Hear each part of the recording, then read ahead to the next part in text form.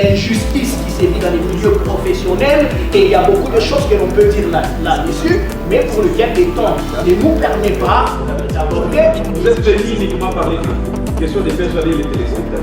Aujourd'hui, voilà, merci. Nous demandons. Au niveau de la province, 879. Voilà, donc ça va.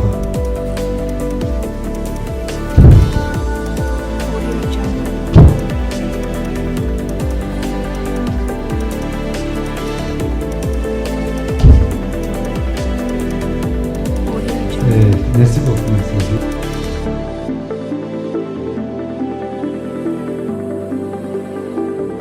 L'année académique 2023-2024 a-t-elle été une réussite à l'Institut supérieur technique de Lubumbashi, ISTEL? Nous aurons les détails dans cette émission. Quels sont les grands projets que le directeur général de cette institution a pour les fils et filles de la République démocratique du Congo?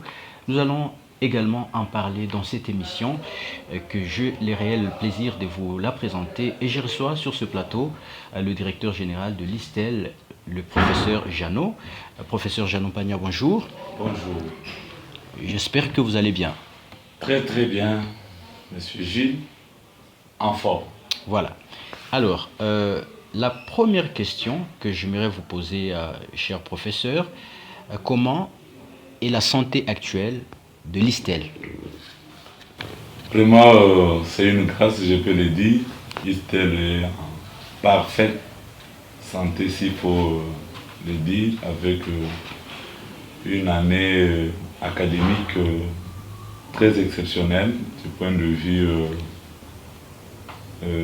recherche, enseignement et service à la société parmi les 3 missions prioritaires d'une université. C'est-à-dire toutes les équipes étaient mobilisées, en commençant par les départements, les sections, les membres des comités de gestion, le personnel académique, scientifique et administratif.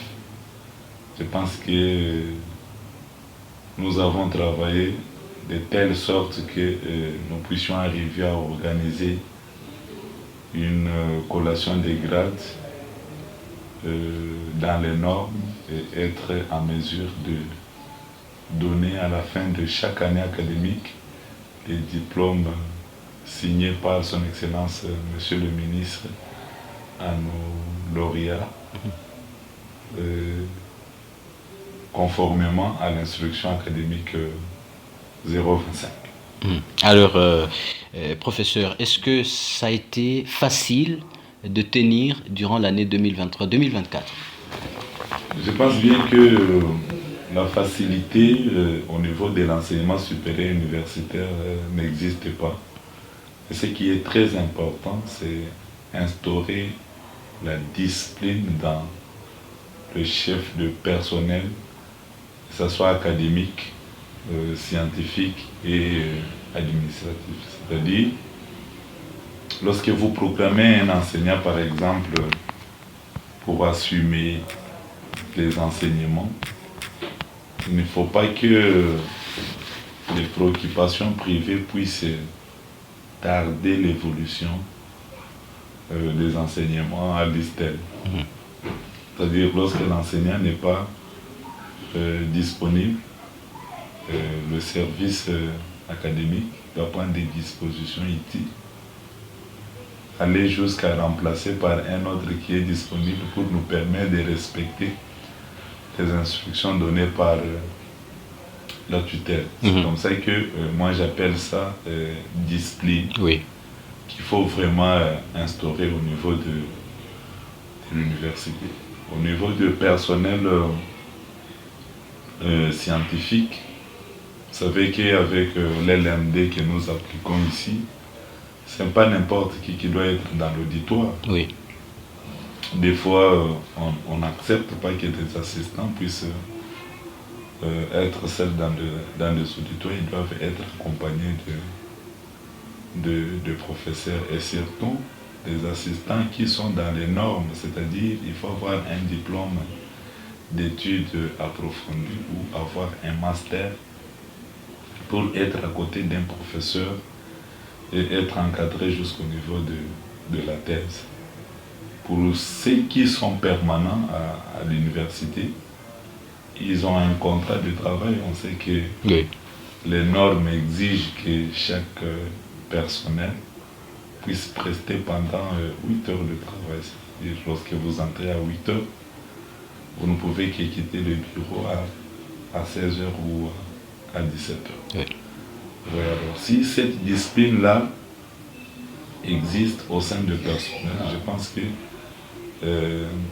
ça va vraiment avantager l'université. Et en plus de cela, il faut aussi une discipline du côté des étudiants. Oui.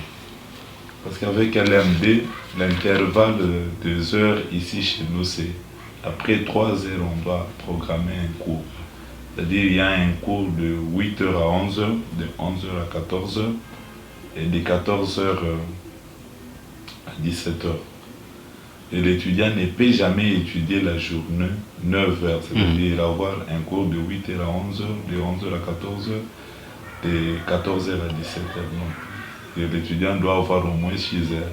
S'il a un cours à partir de 8 heures, c'est-à-dire tout au plus tard 14 heures, l'étudiant doit avoir un espace libre qui peut lui permettre d'aller à la bibliothèque, qui peut lui permettre de faire d'autres travaux pratiques exigés normalement par le système LMD. Et ces travaux-là sont cotés pour nous donner une note auquel l'étudiant sera évalué pour voir si il va respecter les normes pour monter de promotion. Parce que avec LMD, le premier semestre c'est 30 crédits et le second semestre aussi c'est 30, ce qui fait 60.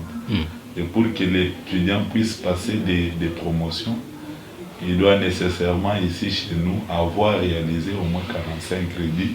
À ce moment-là, il monte des promotions, mais il peut avoir des cours de complément dans des promotions inférieures. Mais ce qui est vraiment très compliqué avec LMD, que lorsque vous arrivez à la fin de votre premier cycle qu'on appelle la licence ou le bachelier, c'est-à-dire il faut épuiser tout ce que vous avez comme crédit. Ouais. Si vous restez avec un crédit ou deux, vous êtes obligé de reprendre l'année parce que vous ne serez pas aller au niveau du master avec les crédits de notre cycle. Voilà comment on a travaillé cette année, mais je pense que la plupart des personnels ont respecté cette discipline instaurée par le comité de gestion de l'Institut supérieur technique de Lubumbashi, que moi-même je chipote, et voilà que nous avons atterri en douceur. Voilà, mesdames et messieurs, je rappelle que je reçois dans cette émission le directeur général de l'ISTEL, Institut supérieur technique de Lubumbashi, le professeur Janon Pagna. Alors, professeur Janon, il y a cette autre question. Vous êtes parmi les meilleures institutions supérieures de la ville de Lubumbashi. Qu'est-ce qui fait votre particularité? Parce qu'on se rend compte que chaque année, il y a l'effectif d'étudiants qui augmente. Oui. Ce qui fait notre particularité, dans un premier temps, c'est la qualité d'enseignement. Quand je parle de la qualité, le filière et les mentions qui sont organisées ici par rapport aux 8 domaines de recherche adoptés dans les états généraux, dans ce qui concerne l'enseignement supérieur et universitaire, attire beaucoup de gens à venir suivre des enseignements à l'Institut supérieur technique de Lubumbashi. En plus de cela, nous respectons la partie enseignement, c'est-à-dire la partie théorique et la partie pratique. Et vous savez qu'avec LMD, au cours d'une année académique, l'étudiant doit avoir la partie théorique. L'étudiant doit avoir la partie pratique qui est subdivisée dans plusieurs activités. Il y a des descentes sur terrain, il y a des visites guidées, et en plus de cela, il y a aussi les stages qui est vraiment très très capital pour les étudiants à l'université. Alors, lorsque un étudiant prend l'inscription en licence 1 ou en bachelier 1, il trouve qu'il a fait la partie théorique au premier semestre et au second semestre, il voit qu'on a organisé une descente, par exemple pour ceux qui font l'électromécanique, l'électricité, géomine et tout ça. Ils vont aller dans des usines, par exemple de la GECAMIN, de la SNCC. Ils vont aller dans des mining, deux fois. Nous allons avec tous les étudiants à Likasi, à Kambov. Ils parlent de cette réalité par rapport à la pratique. Oui. Je ne dis pas que ça ne se fait pas ailleurs, mais la plupart des universités en République démocratique du Congo restent un peu superficielles dans la théorie.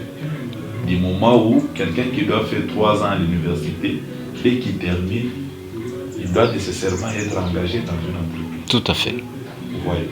Alors si nous prenons un mois pour le stage des étudiants, en leur disant qu'attention, il vous reste 2 ans, vous ne viendrez pas dans cette entreprise en tant que stagiaire, mais vous viendrez comme travailleur. Oui.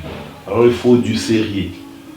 Et ça c'est très important pour nous. Et quand un étudiant termine le stage comme ça, il fait un rapport des stages avec l'encadreur de l'université, l'encadreur de l'entreprise. Il y a un jury qui sera nommé par le directeur général auquel l'étudiant viendra défendre ce qu'il a fait pendant le stage.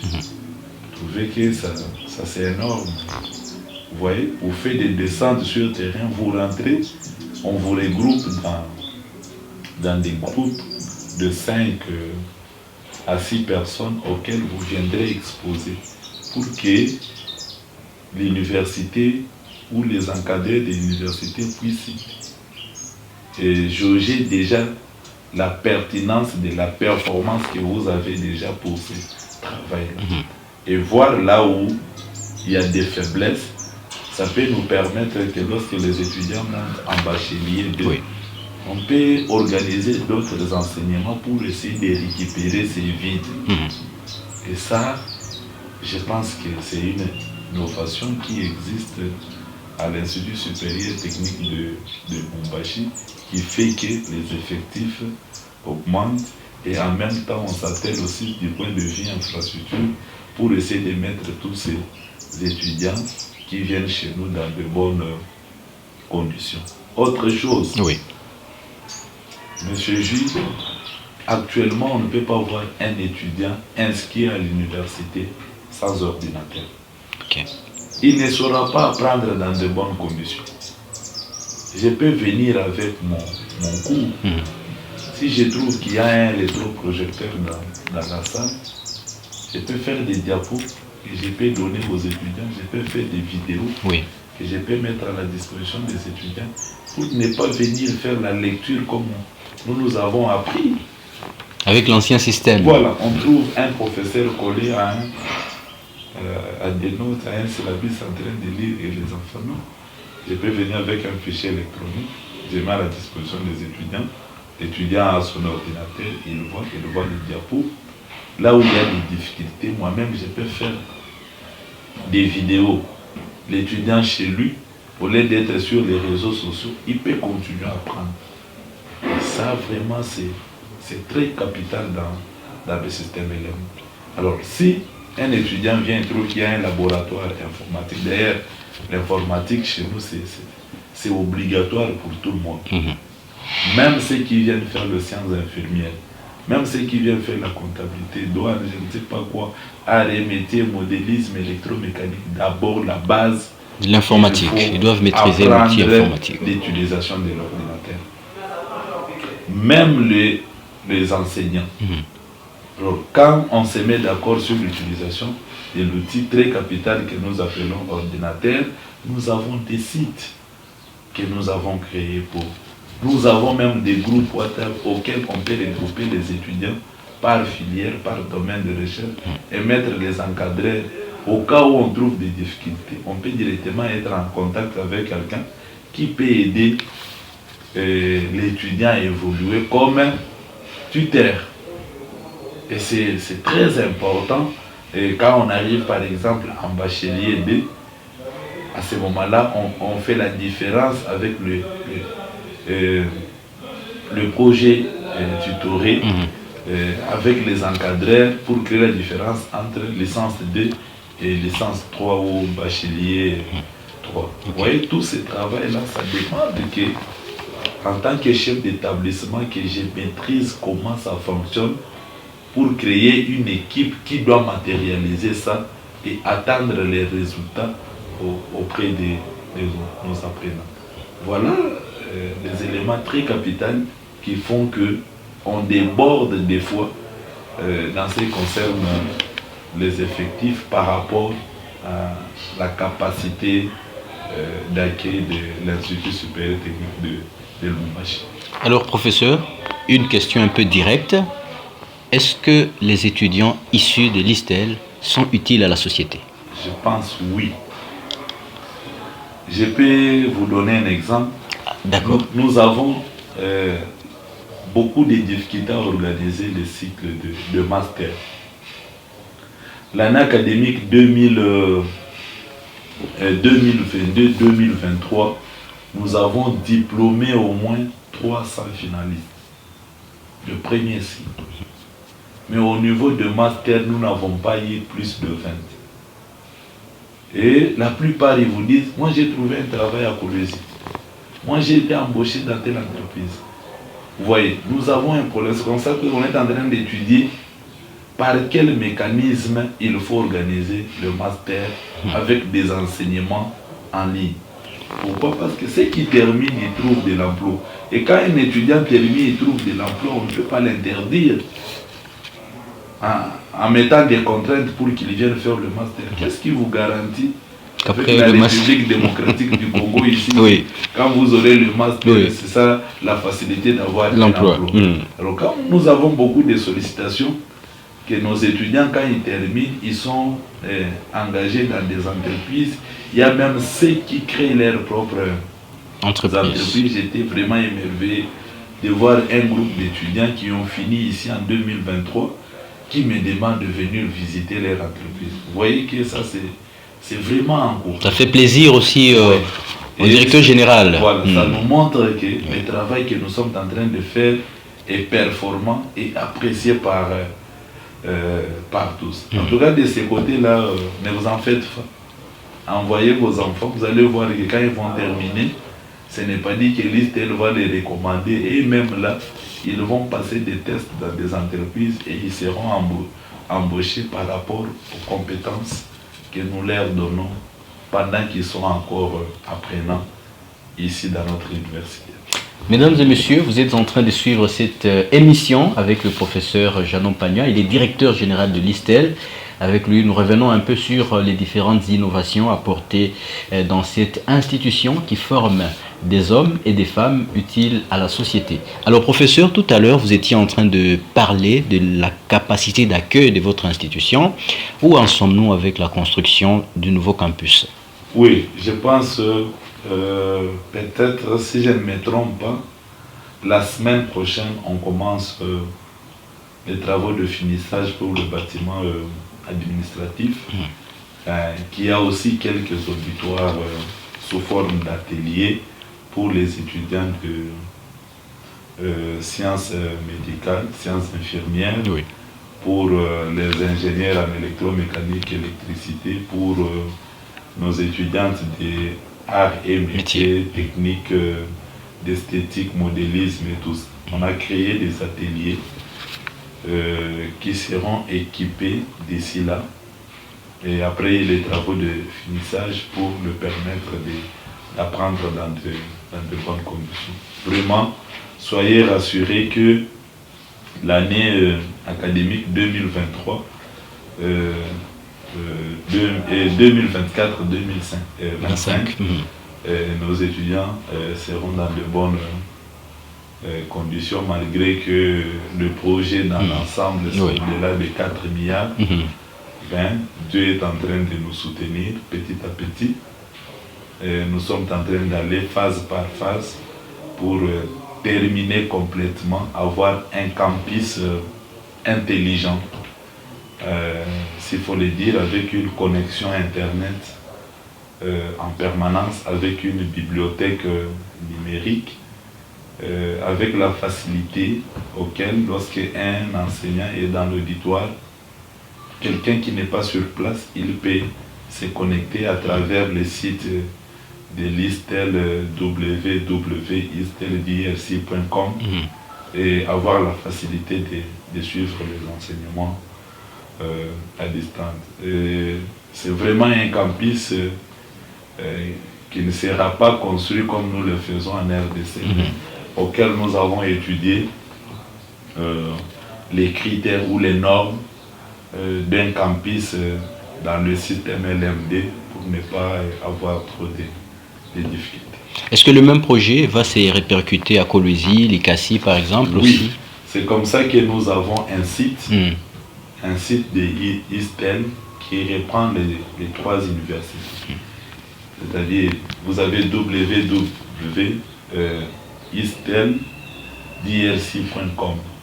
Vous allez trouver même sur Play Store cette application ISTEL, auquel vous pouvez facilement vous inscrire à ISTEL Lubumbashi, ISTEL Likasi ou ISTEL Kolwezi.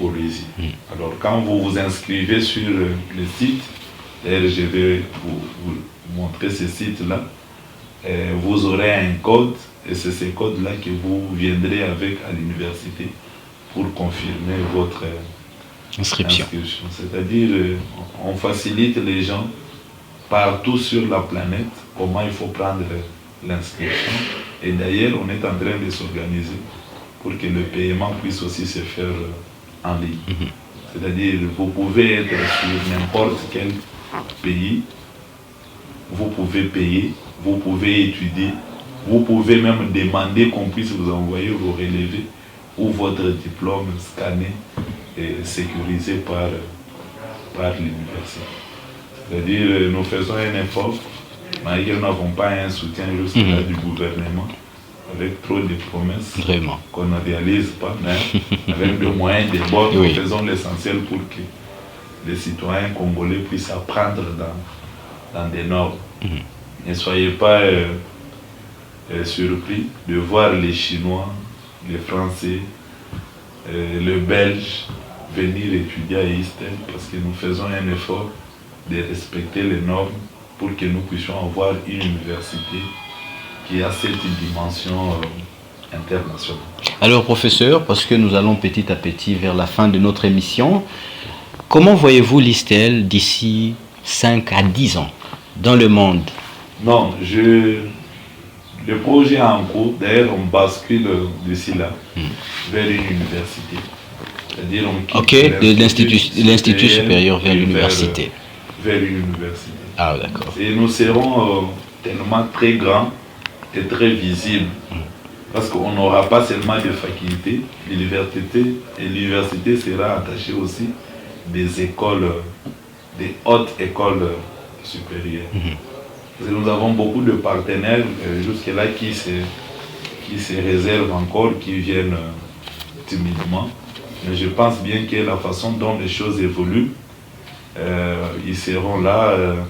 Nous allons vraiment avoir une université qui est vraiment dans les normes, qui peut essayer de défendre l'aspect recherche, l'aspect enseignement, l'aspect service à la communauté ou à la société en République démocratique du Congo. Les étudiants issus de cette université peuvent être en mesure de présenter un modèle du développement de notre pays, surtout dans les domaines économiques, où nous avons encore un problème très sérieux en République démocratique du Congo. Mais je pense que avec les étudiants que nous formons ici, dans les jours à venir, ils peuvent être utiles à la société congolaise. Alors professeur, peut-être un mot aussi avant de lancer un message à tous les nouveaux et anciens étudiants qui nous suivent et anciens élèves, un mot aussi à la nouvelle ministre de l'Enseignement supérieur universitaire. Voilà, Madame Marie-Thérèse Sombo, la professeure. Je pense que jusque-là, elle fait un travail de qualité dans le sens où elle s'imprègne sur les réalités de l'application du système LMD depuis l'événement des États généraux organisé ici à Lubumbashi du temps du ministre Moïse Dozangi, comme il n'a pas beaucoup de chance, mais qui a fait un effort de matérialiser ces systèmes. Je pense que Madame la ministre est sur la bonne voie, qu'on évalue, qu'on puisse voir les performances de ces systèmes, qu'on voit un peu les défauts et qu'on essaie d'améliorer pour une utilisation efficace de ces systèmes en République démocratique du Congo. La discipline que Madame la ministre est en train d'instaurer dans la gestion des universités officielles, je pense que cela aura des répercussions aussi sur les universités privées que nous sommes. Si aujourd'hui, j'ai vu cette équipe de professeurs qui a travaillé à Bibois dans ce qui concerne le traitement de professeurs, qui est aussi une exigence très capitale. Il faut mettre le personnel académique, scientifique et administratif dans de bonnes conditions. Si un professeur d'université aujourd'hui, on arrive à le payer 8 000 ou 10 000 dollars, je pense bien qu'on mettra ces professeurs dans de bonnes conditions qui vont lui permettre de se concentrer du point de vue recherche, parce que la recherche a des répercussions sur l'enseignement. Mais si on donne à un professeur 1 000 dollars, 2 000 dollars, vous pensez vraiment, Gilles, qu'il aura le temps de se concentrer pour donner le meilleur de lui-même? Je ne pense pas. Alors, Madame la ministre cherche un peu à donner notre image de l'issue. On oublie qu'un professeur, c'est un mandat. Un professeur, c'est à le rang d'un ministre. Aujourd'hui, on trouve que les ministres en République démocratique du Congo, ils sont équipés. Et les gouvernements donnent le moyen nécessaire pour que ces gens qui pilotent le plan du développement de la RDC soient dans de bonnes conditions. Alors, c'est qui forment les gens qui doivent devenir ministres demain. Pourquoi les gouvernements ne songent pas aux professeurs? Je pense que nous soutenons les initiatives de Madame la ministre et que les universités officielles ou publiques et les universités privées travaillent ensemble pour que nous puissions avoir un système d'enseignement qui sera bénéficiaire d'abord pour la République démocratique du Congo, qui se recherche dans ce qui concerne son développement, en oubliant que le plan du développement de notre pays ne viendra pas de l'Orient, ne viendra pas de l'Occident, mais viendra des universités congolaises. Alors si ces universités sont vraiment une prise en charge par l'État congolais, je pense qu'ils donneront les meilleurs d'eux-mêmes pour que nous puissions nécessairement assister à un développement de notre pays. Voilà. Alors, professeur, maintenant vous allez lancer un message à tous les anciens et nouveaux élèves qui doivent impérativement venir s'inscrire à l'ISTEL Lubumbashi. Vraiment, avant de lancer ce message, je voudrais remercier les parents qui nous ont fait confiance depuis la création de l'ISTEL en 2018. Nous avons commencé avec 9 étudiants. Mais aujourd'hui, nous n'avons pas 9 étudiants. Vraiment. Ouais, les parents nous ont fait confiance. Nous sommes mis au four et au moulin avec le personnel académique, scientifique, administratif. Aujourd'hui, nous avons une université. Alors, ceux qui tardent de venir s'inscrire, les portes sont grandement ouvertes. Venez, chers diplômés, vous trouverez que l'ISTEL a les nécessaires pour votre encadrement. D'ailleurs, On organise le premier tour des tests le 23 octobre de ces mois pour ceux qui ont réalisé moins de 60%. Et en plus de cela, nous démarrons officiellement l'année académique 2023 et 2024-2025, les lundis 28 octobre. Alors nous sommes pendant la période des inscriptions, nous demandons à tous les élèves qui ont eu leur diplôme d'État de venir s'inscrire massivement et ils ne seront pas déçus de la qualité d'enseignement et que ceux qui sont très doués, ils ont même la facilité d'avoir une bourse partielle que l'université donne. C'est-à-dire pour les étudiants doués, l'université prend en charge le 50% de frais académiques en attendant que nos partenaires, que nous puissions finaliser pour la suite. Alors, ils ont cette facilité-là de venir, d'ailleurs, pour les cycles de licence, pour les cycles de master, parce que l'université travaille dans le sens où, dans 3-4 ans, nous puissions avoir une école doctorale auquel l'Institut supérieur technique de Lubumbashi, de l'ICASI, de Kolwezi, peut commencer à produire ses propres docteurs PhD qui peuvent être nommés professeurs par le ministère de tutelle. En tout cas, chers élèves, venez, que ce soit ici à Lubumbashi, à l'ICASI, à Kolwezi, les portes sont grandement ouvertes pour vous. Professeur, nous vous disons merci d'avoir répondu à nos questions. Merci pour l'opportunité de nous accorder. Merci également à vous tous qui nous avez suivis. C'est la fin de cette émission. Je rappelle que nous avons partagé avec le professeur Janon Pagna, directeur général de l'ISTEL, sur bien de choses, notamment sur les innovations apportées à l'ISTEL, mais aussi l'état actuel de l'avancement des travaux du campus de l'ISTEL. Vous avez eu tous les détails dans cette émission. Merci beaucoup à vous tous. Merci à Christian Massoudi. On s'est fixé rendez-vous dans un autre numéro. Bye bye. Justice qui sévit dans les milieux professionnels et il y a beaucoup de choses que l'on peut dire là-dessus, mais pour lequel le temps ne nous permet pas d'aborder. Vous êtes venu uniquement parler de question de persuader les téléspectateurs. Aujourd'hui, voilà. Merci. Nous demandons. Au niveau de la province, 879. Voilà, donc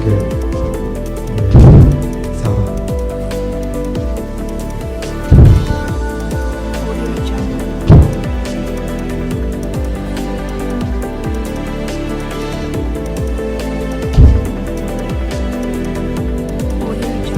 Merci beaucoup. Merci.